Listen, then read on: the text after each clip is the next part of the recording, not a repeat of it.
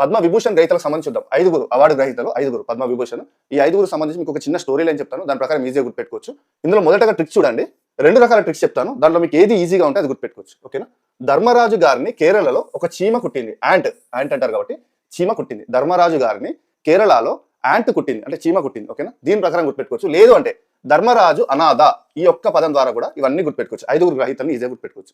ఇప్పుడు వాటిని ఎలా డీకోడ్ చేయాలంటే, ఇప్పుడు ధర్మరాజు అనాథ అంటే ధర్మరాజులో ధర్మ, జాగ్రత్త చూడండి, ధర్మ అంటే ధర్మేంద్ర సింగ్ డియోల్, ధర్మేంద్ర సింగ్ డియోల్, ఇతనికి సంబంధించి కళారంగం. ఓకేనా? మహారాష్ట్రకు సంబంధించి. నెక్స్ట్ ధర్మరాజులో రాజు, రాజు అంటే రాజం. ఓకేనా? ఇతను కూడా కళారంగం, ఉత్తరప్రదేశ్ సంబంధించి. ఓకే, యాంట్ అని చెప్పాను. యాంట్ అంటే ఇక్కడ ANT, ఏ ఫర్ అచ్యుతానందం, N అంటే ఇక్కడ నారాయణన్, నెక్స్ట్ T అంటే థామస్, యాంట్. లేదు అంటే అనాథ అని చెప్పాను. ధర్మరాజు అనాథ అనే ట్రిక్ ద్వారా గుర్తుపెట్టుకోవచ్చు అంటాను. ఇక్కడ అనాథాలో ఆ అంటే అచ్యుతానందన్. ఓకేనా? ఆ అంటే అచ్యుతానందన్. అనాథాలో నా అంటే నారాయణన్. ధ అంటే ఇక్కడ థామస్. ఓకేనా? కేరళలో యాంట్ కుట్టిందంటే మిగతా అన్ని కేరళ. ఓకేనా? ఇక్కడ నుంచి అన్ని కేరళనే, యాంట్కి సంబంధించి అన్ని కేరళ. ఓకేనా? కేరళ. వీరికి సంబంధించి ఎక్కడ అనేది కూడా ఈ కోడ్లోనే ఉంది.